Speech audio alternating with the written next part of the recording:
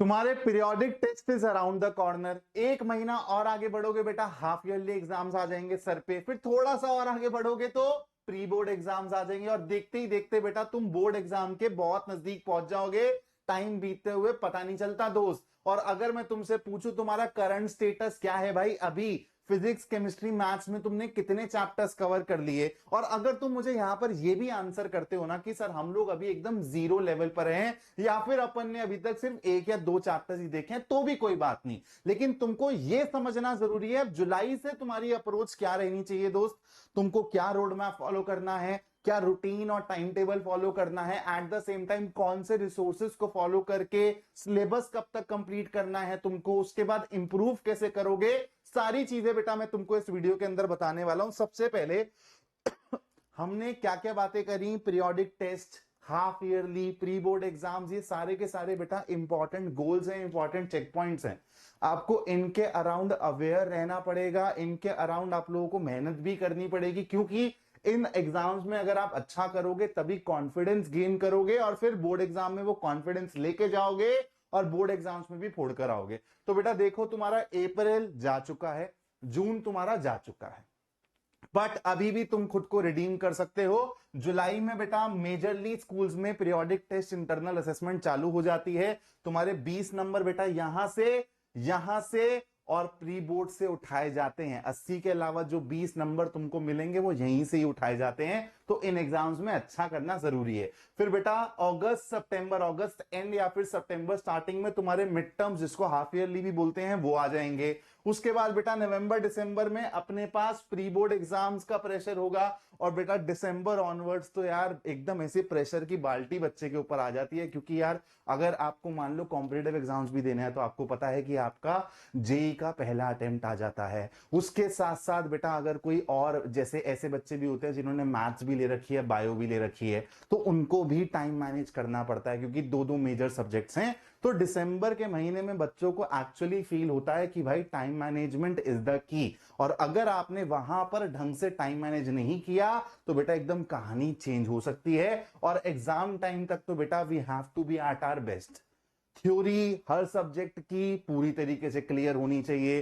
Question practice इतनी wide करनी है अपने को कि जब हम लोग एग्जामिनेशन हॉल में बैठे तो बेटा हर सवाल, मेजॉरिटी ऑफ द सवाल हमको देखा हुआ लगना चाहिए, ताकि कोई नया सवाल भी आ जाए तो हम उस पर अच्छे से टाइम लगा के सोच पाए। ये तब होगा जब 80-90% पेपर में जो सवाल आएंगे वो तुम्हारे देखे हुए हों दोस्त। बात को समझना मेरी, इसलिए बहुत ज्यादा अपने को वाइड रखनी है क्वेश्चन प्रैक्टिस। अब मैं तुमको बता रहा हूं कि बेटा तुमको अपना सिलेबस कैसे कवर करना है फिजिक्स केमिस्ट्री मैथ्स के हिसाब से।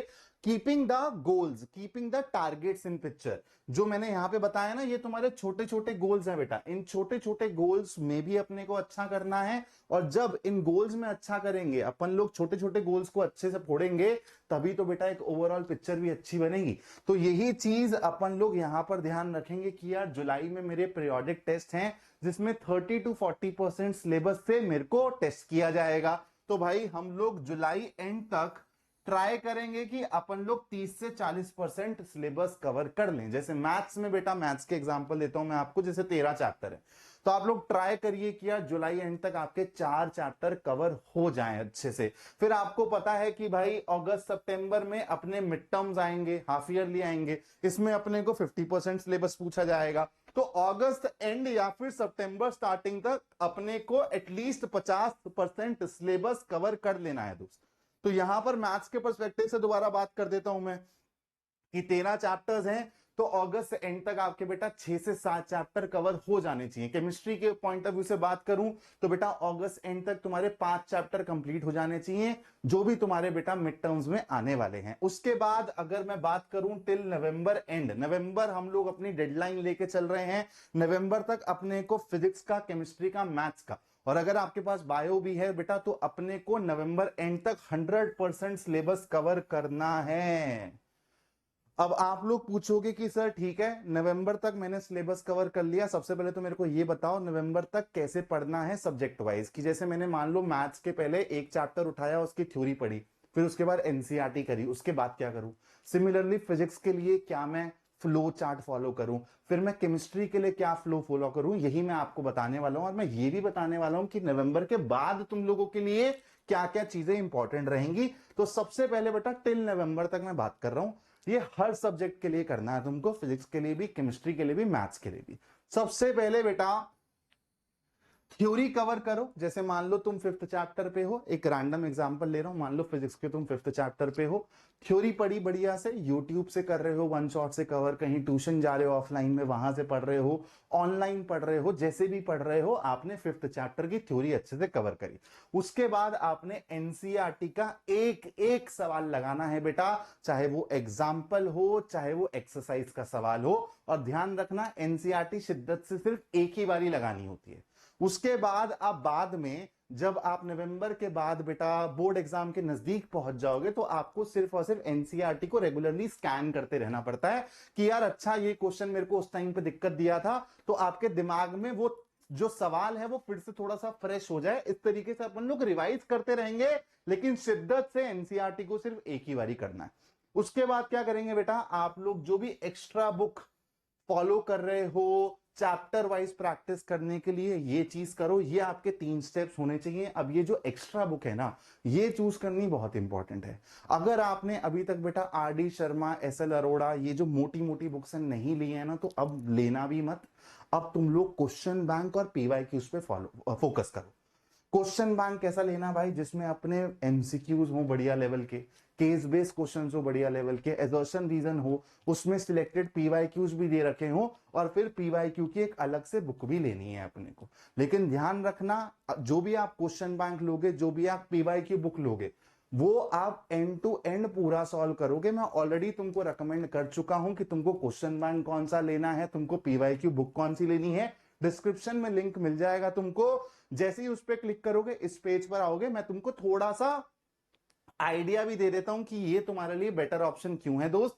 तो यहां पर अगर तुम देखते हो पीसीएम के सेट के ऊपर बात करूं, ये तुम्हारा क्वेश्चन बैंक है बेटा। भतेरे सवाल है, अगर इतने सवाल कर लेते हो ना 1500 और यहाँ पे 1300, तो राउंड अबाउट बेटा आप लोग मान के चलो यहाँ पे 4000 प्लस क्वेश्चंस हैं पीसीएम के इस सेट में, जो कि आपको मात्र 900 रुपए में मिल रहे हैं। 900 से भी 6 कम बेटा, 900 से भी 6 कम। आप कंपेयर कर लेना बेटा, आप क्वालिटी कंपेयर कर लेना, आप प्राइस कंपेयर कर लेना। जो भी मैं आपको रेकमेंड करता हूं वो बेस्ट चीज रेकमेंड करता हूं।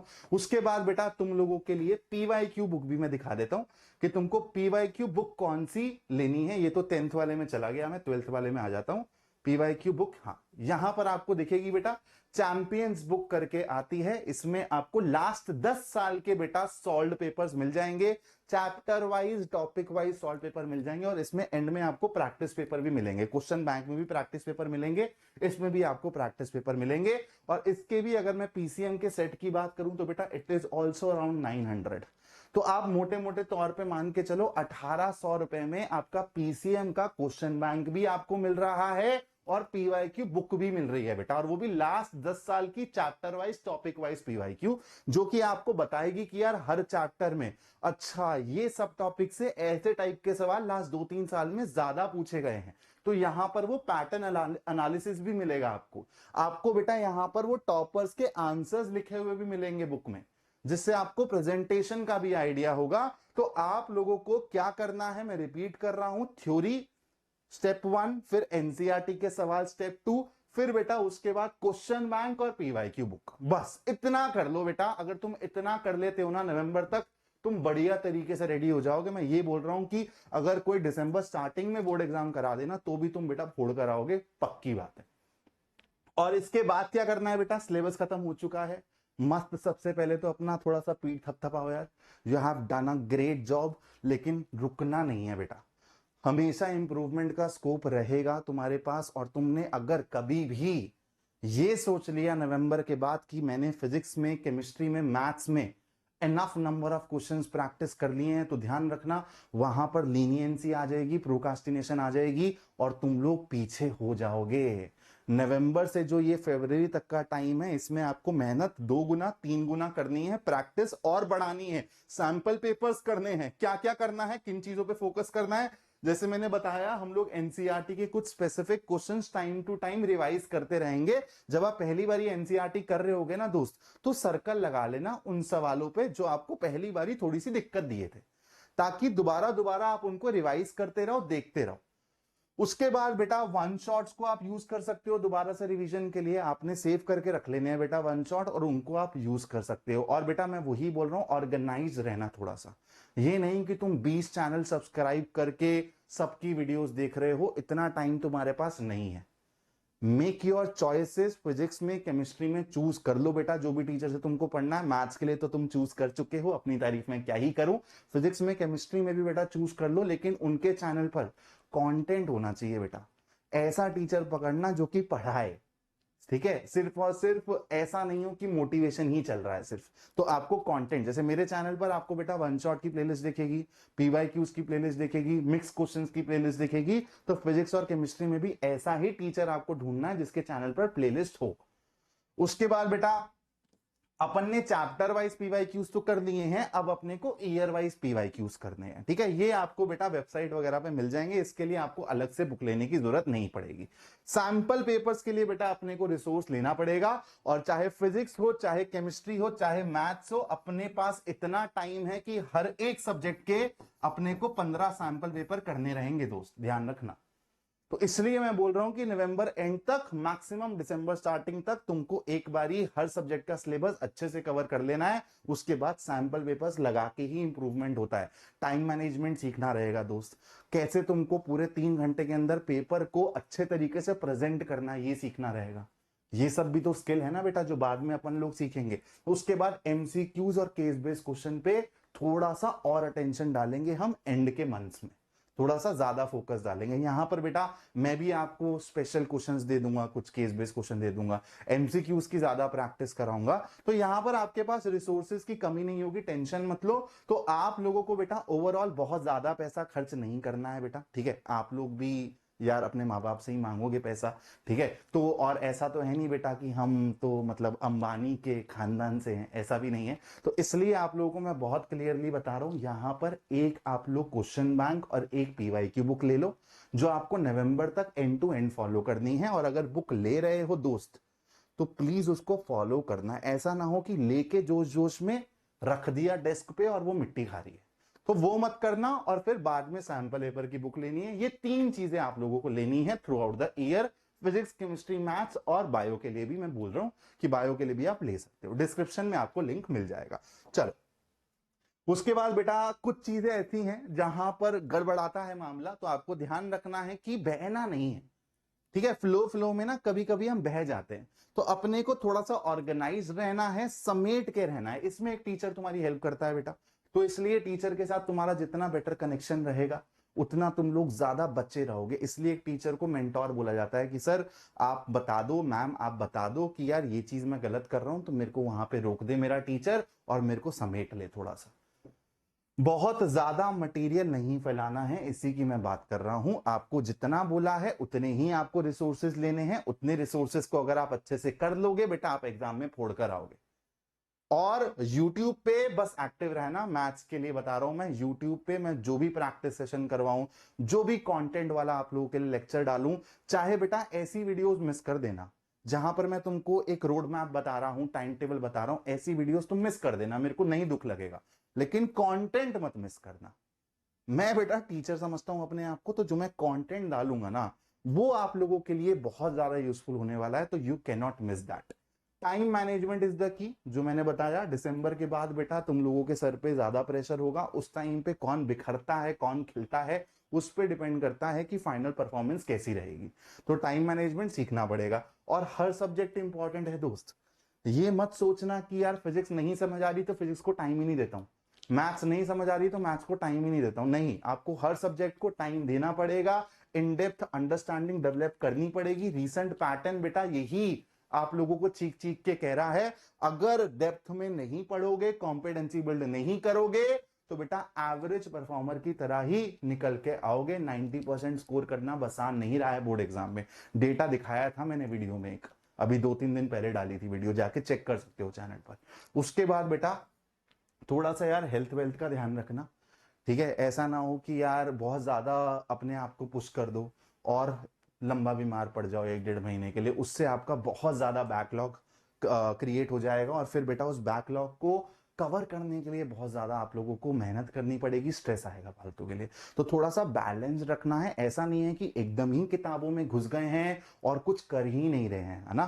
पैरेलली आपको बैलेंस रखना भी जरूरी है, थोड़ा सा फैमिली के साथ भी टाइम बिताओ, थोड़ा सा दोस्तों के साथ भी टाइम बिताओ, बीच बीच में स्कूल जाके मस्ती भी कर लिया करो यार, पिकनिक विकनिक पे चले जाया करो दोस्तों के साथ, ये सब चीजें भी जरूरी हैं यार। तो ऐसा ना हो कि एकदम ही तुम किताबों में घुस गए हो और इतना स्ट्रेस की बाल्टी डाल ली है सर पे कि तबीयत खराब हो गई है, ऐसा नहीं करना है दोस्त। मैं बहुत फर्म बिलीवर हूं that it should be balanced, क्योंकि मैं खुद वैसा स्टूडेंट रहा हूं बेटा, तो मैं तुम लोगों को गलत एडवाइस क्यों दूंगा।